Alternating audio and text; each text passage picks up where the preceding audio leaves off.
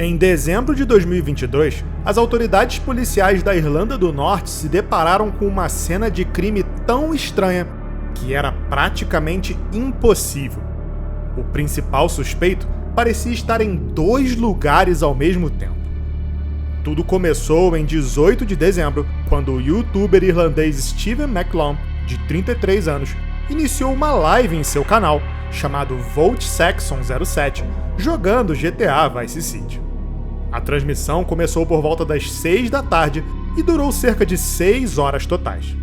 Era uma live de jogo comum, mas com pouca fala, apenas comentários ocasionais e com Stephen em casa até a meia-noite.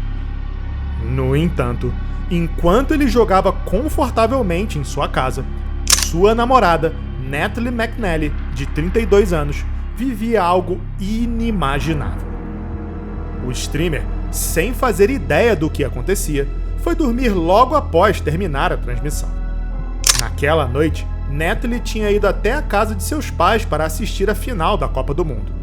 A partida terminou por volta das 6 da tarde e logo depois ela voltou para casa, onde vivia sozinha a poucos quilômetros dali. Na manhã seguinte, sem avisar, Natalie não apareceu para trabalhar. Na época, ela também estava grávida de 15 semanas e esperava o primeiro filho do casal. Preocupados, familiares e amigos tentaram localizá-la, mas ela não atendia o celular e nem respondia às mensagens. Depois de algumas horas sem retorno, o Stephen resolveu dirigir até a casa dela, que ficava a cerca de 20 minutos de distância. Infelizmente, quando chegou, já era tarde demais. Dentro da casa, ele encontrou o corpo da namorada estirado no chão. Detectives from the Major Investigation Team have now launched a murder investigation following the death of Natalie McNally in Lurgan. This follows the results of the post-mortem. The 32-year-old died a violent death, having been stabbed a number of times, and there are signs of defensive injuries. Segundo os investigadores, o ataque teria acontecido pouco depois que ela chegou da casa dos pais. Exatamente durante o período em que Stephen estava ao vivo. Como não havia qualquer sinal de arrombamento, ao comunicar a morte à polícia, imediatamente Stephen se tornou o principal suspeito da investigação e foi preso preventivamente.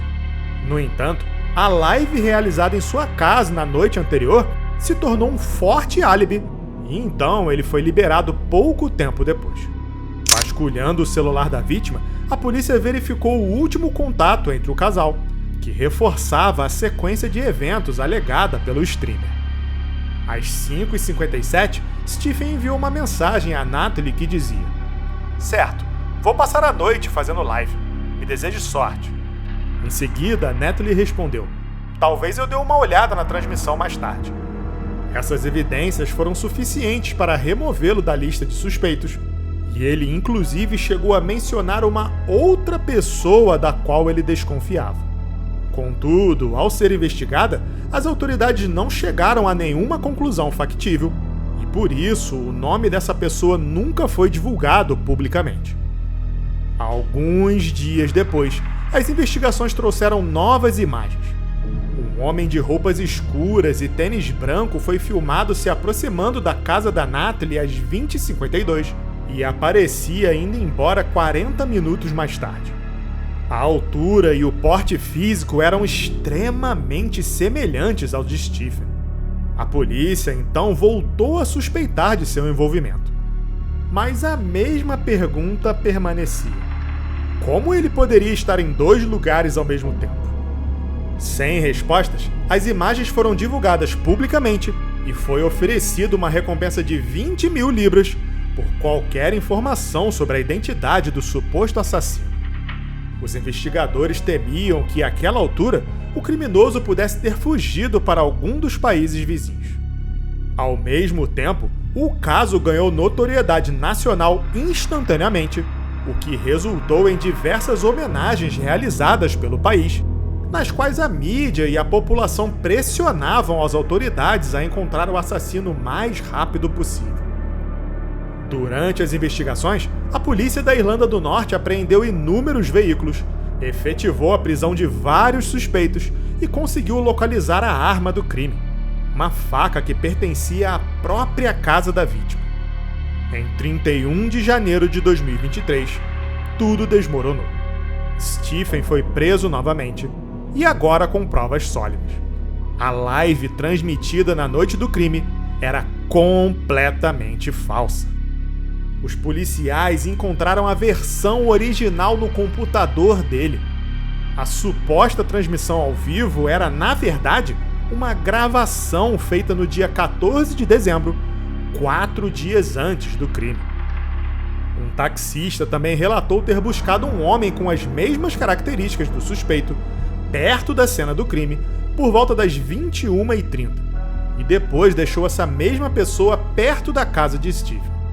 Segundo o motorista, o passageiro precisou entrar rapidamente na residência para pegar a carteira e entrou justamente na casa do streamer. Ao rever a transmissão, alguns detalhes perturbadores surgiram. O título da live era bastante sugestivo e fazia referência a algum tipo de violência cometida naquela noite. Logo no início do vídeo, Stephen afirma estar enfrentando problemas técnicos que o impediram de interagir com o chat ao vivo e repetia diversas vezes a suposta data. Hello to all on this glorious Sunday evening. So I just thought, why not? I'm gonna do a live stream because this day next week is Christmas. So what more could you want for Christmas other than an evening with your old pal Stephen?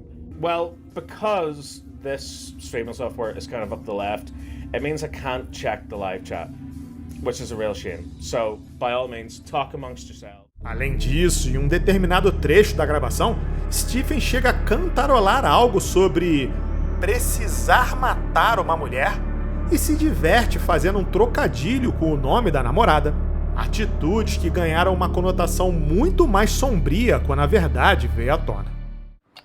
I need to kill this bitch. I need to take her down. Cause I won't pass the mission if I don't get this bitch to die. Tra-la-la. Yeah, that's physics. That's what would happen in the real world.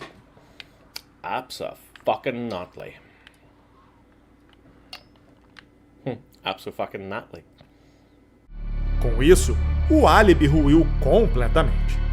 A live havia sido gravada e editada meticulosamente para encobrir o crime brutal que Stephen cometeria naquela noite contra Natalie e também contra seu próprio filho.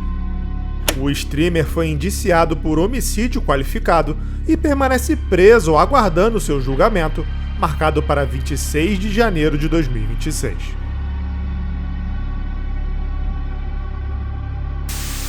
Oi, tudo bem? Eu sou o Rafa, a voz por trás do Arquivo Obscuro.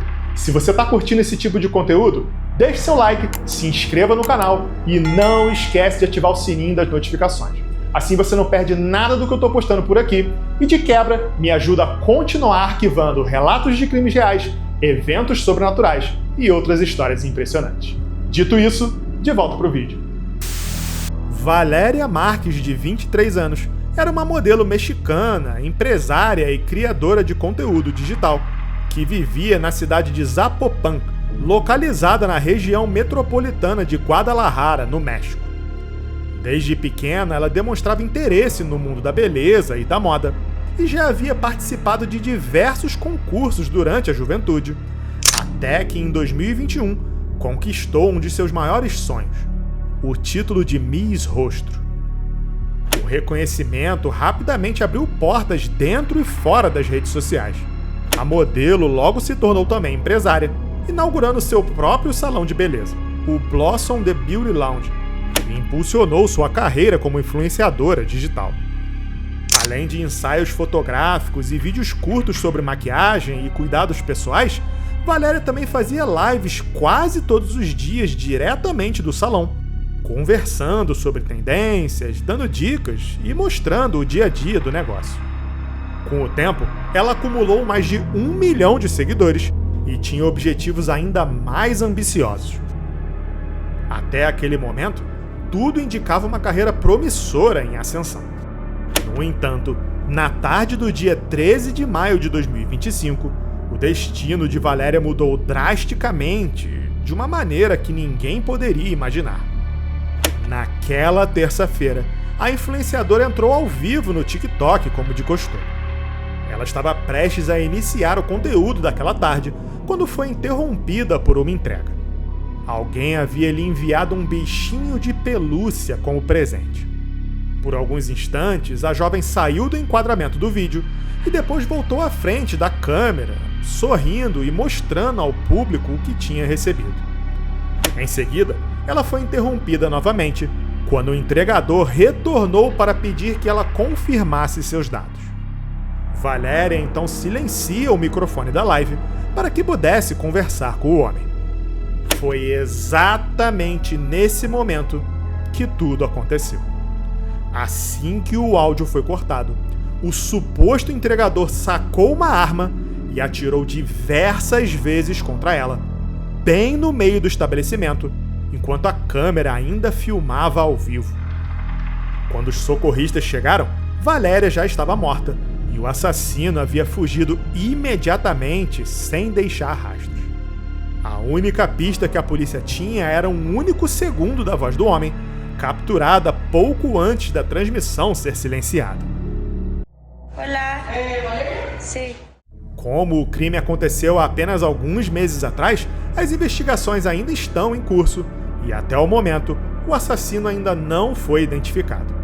Enquanto isso, as imagens do crime se espalharam pela internet, surgindo como notícia em jornais e páginas de fofoca.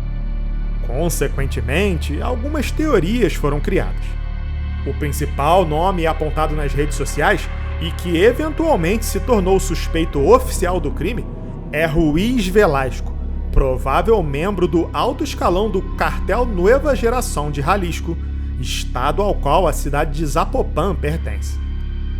Os relatos sugerem que o ex-namorado da modelo teria alguma relação com o cartel liderado por Velasco, ou que ele próprio teria se envolvido amorosamente com Valéria pouco antes de sua morte. Teorias que alimentam especulações sobre um crime passional ou acerto de contas ligado ao crime organizado.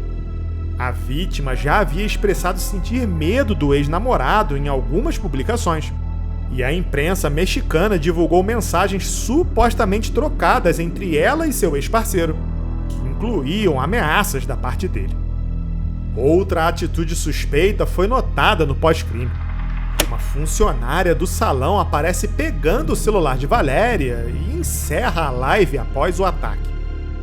Com um semblante estranhamente calmo, em vez de chamar por ajuda imediatamente, a primeira reação da mulher foi tirar o vídeo do ar.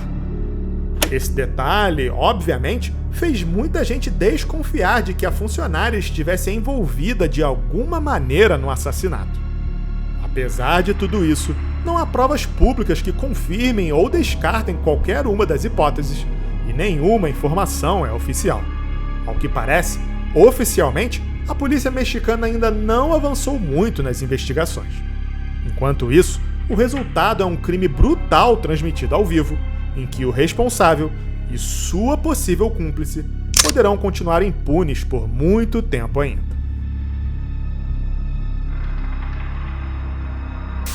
Jean Pormanov, pseudônimo do streamer Rafael Graven, era um dos maiores perfis franceses na Kick, uma plataforma de transmissões ao vivo semelhante à Twitch.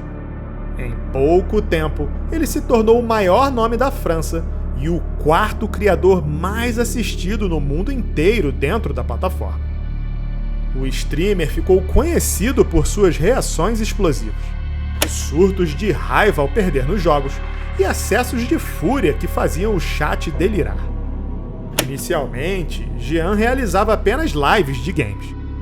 No entanto, ele foi mudando de nicho e migrou definitivamente para conteúdos focados em sua vida real, o chamado In Real Life, ou apenas IRL. O objetivo desse tipo de transmissão é mostrar simplesmente o dia a dia do streamer, suas atividades cotidianas e eventuais encontros com outros criadores de conteúdo. O plano era alcançar um público maior e ficar cada vez mais famoso. Com esse objetivo em mente, Jean anunciou um projeto ambicioso em conjunto com outros 3 streamers franceses. Uma maratona de transmissões ao vivo de cada segundo das suas vidas, sem corte, por pelo menos 10 dias. Inicialmente, o conteúdo estava dando certo e a audiência só aumentava. A maratona passou de 10, depois de 12 dias, até que uma tragédia interrompeu o projeto.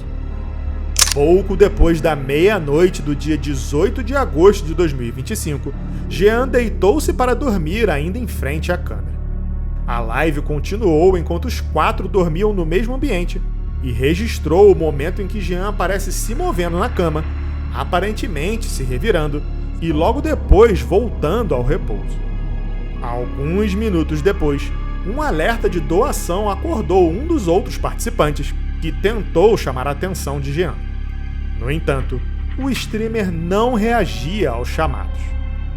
O silêncio começou a ficar estranho e os outros 3 streamers encerraram a live às pressas e correram para o hospital. Mas, infelizmente, não havia mais o que fazer. Aos 46 anos, Rafael Graven, o streamer Jean Pomanov, foi declarado morto por volta das 4 da manhã. Segundo os médicos, ele morreu enquanto estava dormindo. A notícia devastou milhares de fãs que acompanhavam suas transmissões diariamente. E conforme as manchetes se espalhavam, mais gente começou a revisitar as lives anteriores, clipes antigos e trechos da maratona. E então, o que inicialmente parecia uma tragédia inevitável, passou a ser visto como algo muito mais bizarro. Antes de se tornar um criador de conteúdo, Jean era um veterano militar cheio de problemas crônicos de saúde, que dificultavam suas chances de encontrar um emprego fixo. Por isso, ele precisou voltar a morar com a mãe e acabou isolado socialmente. Em 2020, ele começou a streamar como uma forma de combater a solidão e tentar fazer algumas conexões. Seus surtos engraçados viralizaram em plataformas como o TikTok, e isso levou a um público grande, engajado e fiel. Pela primeira vez em muito tempo, ele ganhava dinheiro, tinha reconhecimento e estava cercado de outros criadores. Foi assim que ele se aproximou dos demais participantes e começou a produzir conteúdo juntos. Quando a tragédia aconteceu, passou-se a considerar a hipótese de que o evento não se tratava apenas de um colapso, mas um homicídio possivelmente causado por negligência e abuso. Os olhares logo se voltaram para 2 streamers com os quais Jean dividia a rotina nos últimos dias, acusados de violentar e humilhar a vítima nas gravações ao vivo. Depois de sua morte, internautas constataram diversos momentos em que Jean era alvo de brincadeiras que ultrapassavam o limite do aceitável.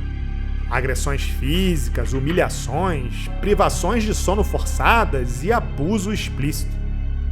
Algumas das cenas são tão pesadas que não podem ser exibidas sem violar as regras do YouTube. As brincadeiras iam desde coisas aparentemente bobas, como quebrar um ovo na cabeça de Jean, até atos julgados pela mídia como um horror absoluto. Ações que colocavam sua vida potencialmente em risco, sempre com o objetivo de capturar sua reação e gerar entretenimento.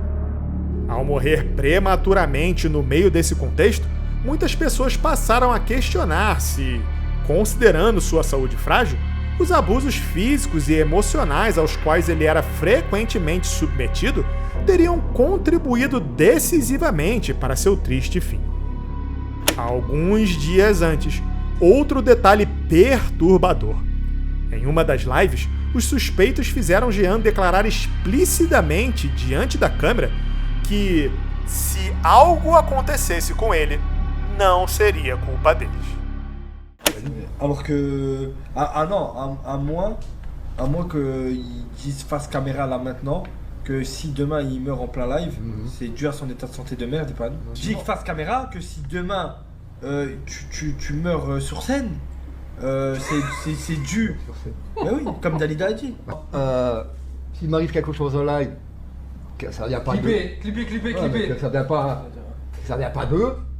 Todas essas evidências transformaram a comoção digital em uma investigação formal, na qual o advogado dos suspeitos afirmou que tudo não passava de atuação, cenas roteirizadas, simuladas ou improvisadas. Por fim, a autópsia concluiu que Jean morreu em razão dos próprios problemas de saúde, sem relação direta com os atos mencionados na denúncia. Por enquanto, o processo ainda não foi concluído e o caso segue como um retrato assustador de até onde algumas pessoas estão dispostas a ir por audiência. Em 4 de abril de 2020, durante uma festa particular, Ernest Wilson, de 24 anos, abriu uma live no Facebook e acabou registrando seus últimos momentos de vida.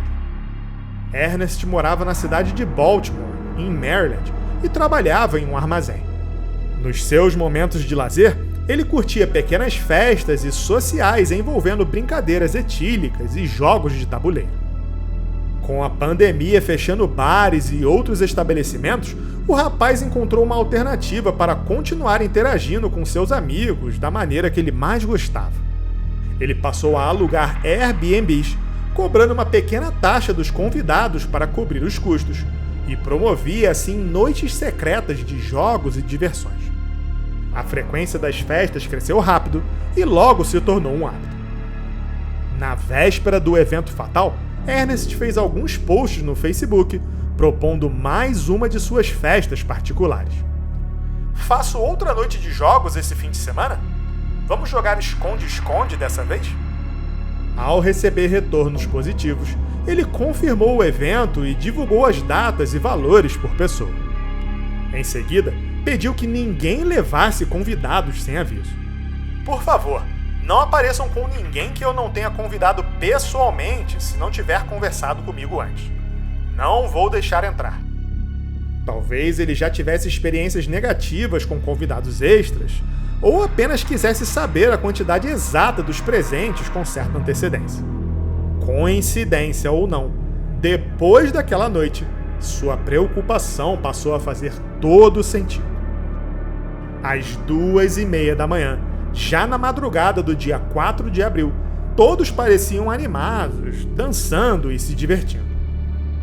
Em um determinado momento, o grupo decidiu iniciar o esconde-esconde e o anfitrião ficou responsável por começar a brincadeira procurando pelos demais. Do quintal da casa, Ernest iniciava a contagem em voz alta, enquanto seguia transmitindo todos os acontecimentos ao vivo. De repente, ele percebeu um movimento estranho vindo do portão do imóvel e se deparou com algo totalmente inusitado. 1, 2, 3. Who the is that, G? I don't know. Your face. Get your on the other side of this gate. Who the This can't be one of my friends. Um homem desconhecido foi flagrado pulando o muro da propriedade e Ernest ainda não sabia qual era a sua motivação. Por isso, a reação mais adequada provavelmente teria sido tentar se proteger, correr para dentro de casa e chamar a polícia. Mas o jovem, já sob influência, cometeu o erro irreversível de confrontar o invasor. O intruso estava armado e, após iniciarem uma briga física, efetuou 2 disparos a queima-roupa contra o jovem rapaz. O momento inteiro também foi gravado e transmitido em live no Facebook da vítima.